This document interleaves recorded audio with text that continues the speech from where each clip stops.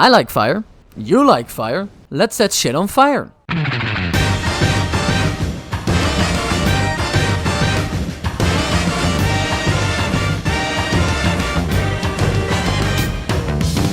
Let's talk rules. The only rules for this one is that I'm only allowed to use pyromancies to kill my foes. Apart from that, just kill every boss in the game. No time to burn, let's get in this bitch. And we need to go without saying that I picked the Pyromancer class to start this one off, cause you know, fire. We start off with some stupid melee weapon and my favorite, the Pyromancy Flame, which allows us to use pyromancies. And we have a grand total of 1 spell to our name, which is the basic fireball. It does low damage, costs very low FP, and is cool. We also want to pick up the Ash and Acid Flask so we can get our FP back. And then it's time for gundyr.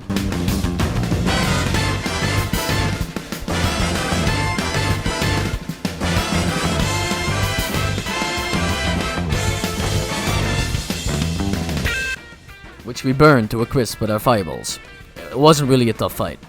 We arrive in Fireling's shrine only to completely ignore everything and go jump up a tree so we can collect the Silver Serpent Wing, which will be really useful to give us more souls throughout the run. Speaking about souls, we're gonna use them on leveling up a bunch.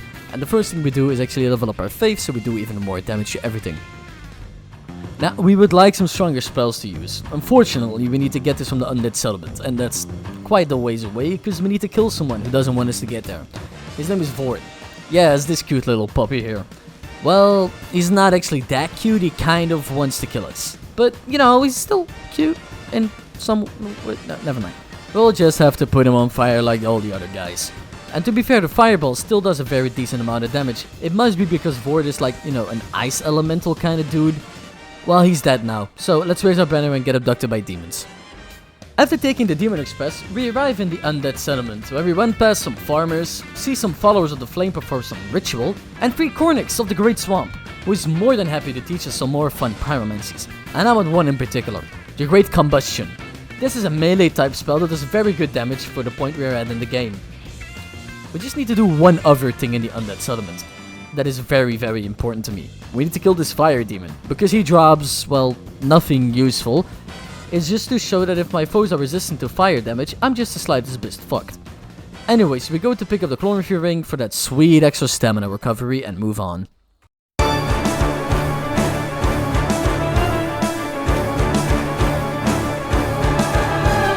We press on to the halfway fortress and pick up another pyromancy tome. We also find the sage ring, but I kinda lost the footage. This ring will give us faster casting of spells, so it's very, very useful.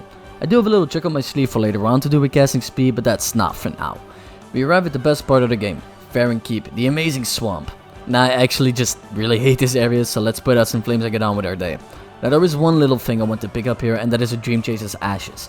This will allow us to buy Titanite shards from the shopkeep back in Firelink, which when we combine it with large shards we can get from Titanite Lizard atop the bridge in Fair and Keep, we can upgrade the Pyromancer Flame to +4. Along with the tome we handed in and the fire orb we bought from it, we are more than ready to fight the next boss. This is none other than the Abyss Watchers, who we deal a real hefty amount of damage to. It only takes around 7 to 8 fire orbs to complete phase 1. But there is just one slight hiccup we have to deal with, and that's my HP. For some reason I decided to not upgrade it at all and put everything to damage, so we can 2-shot me and sometimes even 1-shot me with the right attack. So we gotta take it just the slightest bit slow. But with enough patience and nuclear blasts to his face, we'll win the fight and move on to the Bone Zone. Yo, that head is fire!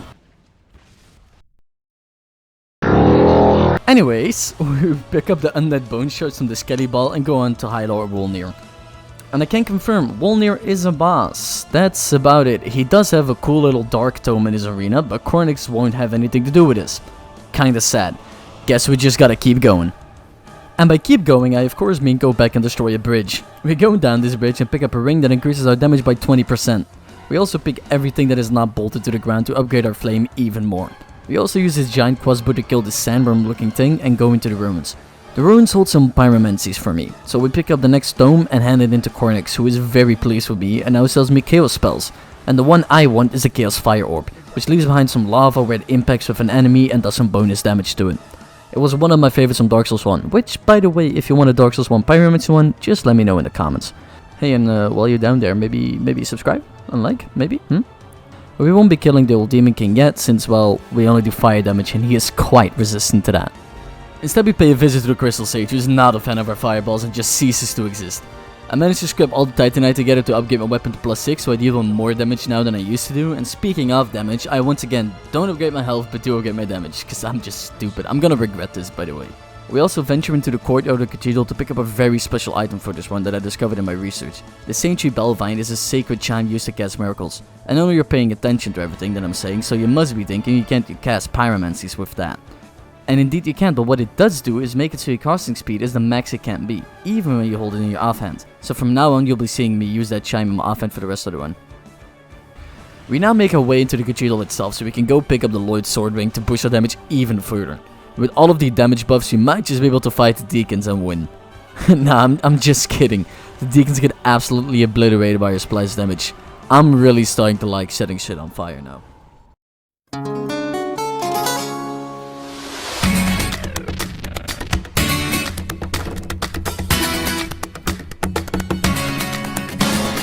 Now it's time for the dancer.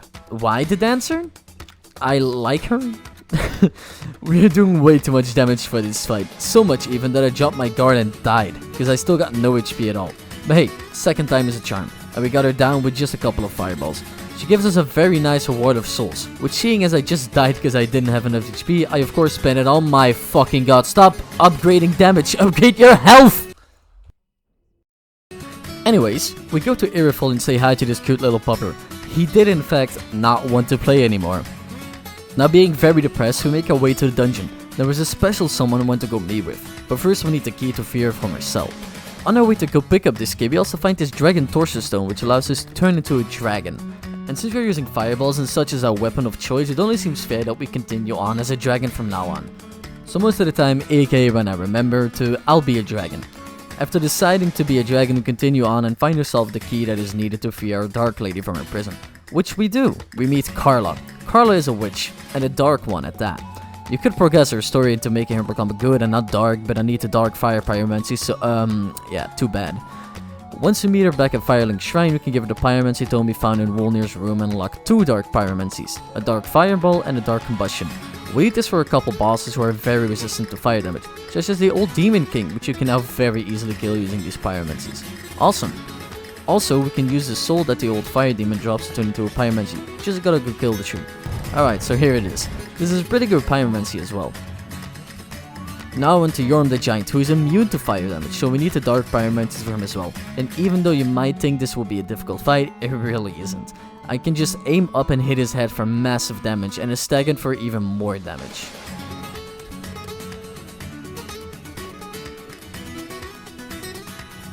I finally decided to put 2 whole levels into hell so I can survive a little more than a paper cut. We'll make our way over to Pontiff. Now this was the hardest fight on my first playthrough, but is an absolute joke to me now, with these pyromancies. Once he leaps at me, I can just keep throwing my balls at him until he falls over and dies. But hey, I'll gladly take your souls. Now that we've taken care of the Pontiff, it's time to go to Ernolandu, where we arrive here and hop into the boss room and look at this abomination. Luckily for us, Grindeldritch over here doesn't like to be set on fire, so once we decide to throw our balls at them, they crumple up real fast. Now we still need to be careful because I am still very squishy, which I should probably do something about, but hey, I keep forgetting. Anyways, we kill Grindeldritch and move on to the castle. Now doing something I could have done ages ago, I enter Lothric's castle and take a left to the gardens. Over here we can pick up some Titanite chunks and face up against a dragon imposter that is not as cool as us. Osiris is a very fun boss fight with a lot of bullshit thrown in there for good measure. The only attack that I'm scared of is the one where in his second phase he just leaps towards you with no warning at all. And just the entire second phase is chaotic, but it's very fun nonetheless. I happened to take care of business on my first attempt and it was not close at all, I don't care what you say.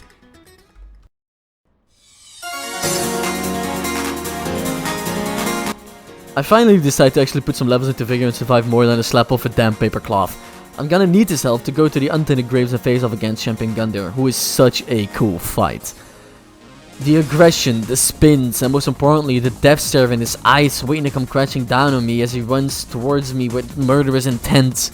Anyways, we throw a whole lot of balls at him and once again, easy fight. We haven't really had to adapt our build that much towards the bosses. Only really had to use the dark flames, but that's about it. We go into the unlit firelink to pick up a coiled sword shard so we can teleport at our heart's content. Now I think it's about time that we go to Dragonland, cause you know, we are a dragon. So we arrive here and get a warm welcome in the form of fireballs. We even manage to get attacked by an ancient wyvern. I'm gonna guess they didn't like me using black flames to beat my enemies. I guess it's kind of against the code or something here. Well, just gotta kill them too. This ain't a difficult fight, if you can even call it that. We just sit here in this corner and throw black orbs at his head until he crumbles up and dies. Not really a lot to say about this one. I don't feel up to facing the Nameless King, so we go to the Dragon Slayer armor instead, who is not that resistant to fire. You'd think they would be, because you know, they fight dragons. But no, just a couple of balls and he's dead. Really surprising how good pyromancies are in this game. We make the long trek up to the archives, which really helps with the fight. It feels like I'm going on some crusade with the sheer scale of this place. But when we do arrive at the boss room, we see that even the twin princes and all their might and glory are not resistant to magma. In the first phase, I just keep throwing balls at them with no thought at all, but in the second phase, I noticed Lothric doesn't take too much damage on the ground. And I might not have brought enough mana out, so instead we focus fire on him and take him down. It wasn't really that hard, but hey, it was enjoyable. Alright, Nameless King time. I actually had a hard time against him. Might have been because he's the son of Gwyn or some shit, but no, it was actually just me being overconfident after all these first tries I've been getting with this build. So let's actually give it a whirl. We are still dealing a truckload of damage with every attack that we do, so that's not the issue. We're using the Chaos Fire Orb to fight him, because it leaves behind the little pool of lava, and the damage and casting speed are just fucking amazing. So I don't see any reason not to use it. We just gotta keep dodging and weaving. Now for the second phase, there's this neat little trick you can do, which is when he charges up his lightning attack from the sky, you can just kinda look away from him and it will always miss. Why? I have no clue, but I know it works, so whatever. Having this trick and actually playing the game for once, we take down the Nameless King and move on to the DLC.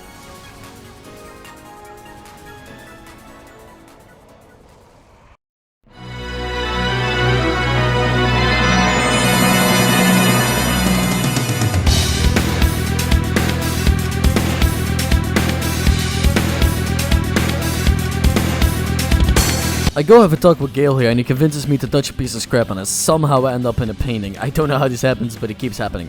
Unfortunately, there isn't really any upgrades or pyromancies I want to grab in this DLC, so we just go to Friede and have a fight. Now Friede is a really cool fight, but she doesn't really know how to handle a ranged battle, so I can just throw my balls at her from a distance and have no real issue at all.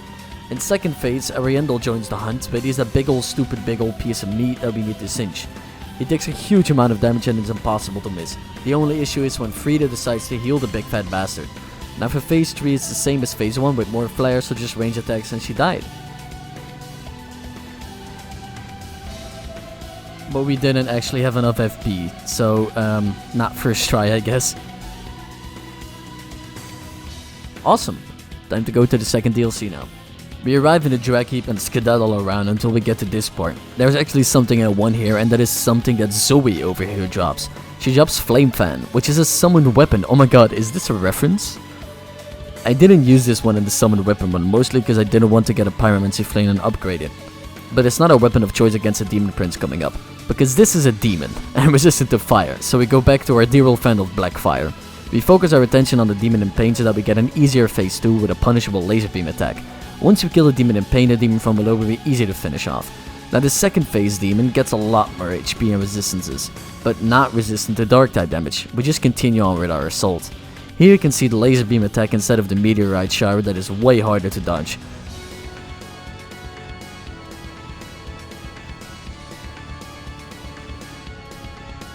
We still do pretty decent damage and eventually kill him off and make the trek to the ringed city itself. The soul of the demon prince can actually be turned into a pyromancy, but we won't be using it for a bit. Instead we get attacked by a dragon, but we dodge the fire and meet it on a bridge and have a very epic battle. Yeah, no, it's not an epic battle at all. This is a bad sign. We don't deal any damage at all to Midir. Yeah, Midir is a dragon and resistant to dark, so my 2 damage types are useless against this dragon. Luckily I have a trick on my sleeve that will save us all.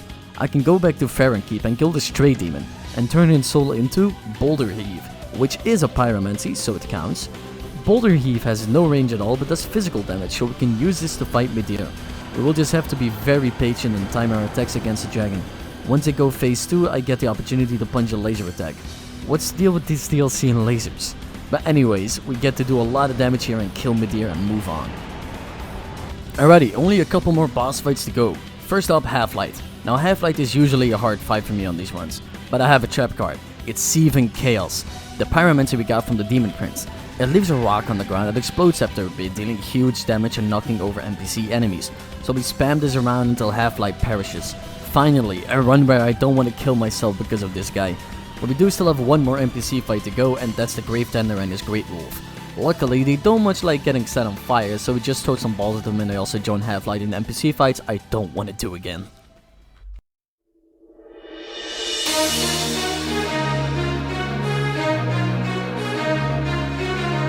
This is the endgame now. Only 2 more boss fights.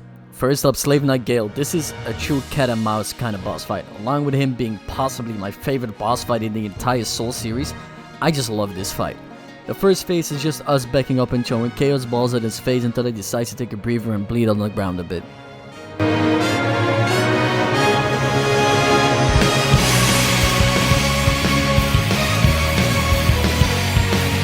Now, second phase is just like the first one. Now we get some follow-up attacks with the cape and a crossbow that goes way too fast, like way like Corona on crack. But no matter what, we keep dodging and weaving until we find the blow that lands him in third phase. Now he goes fully crazy with lightning and shit. But no matter, we kill him, and now it's just a Soul of Cinder to go and kill.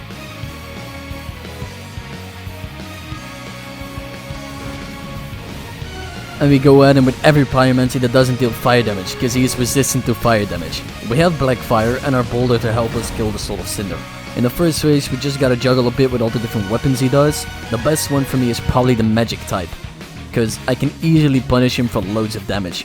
We get him down to second phase and he turns into Gwyn. We deal massive damage with our Black Flame attacks, and I want to finish him off with my Boulder Heave.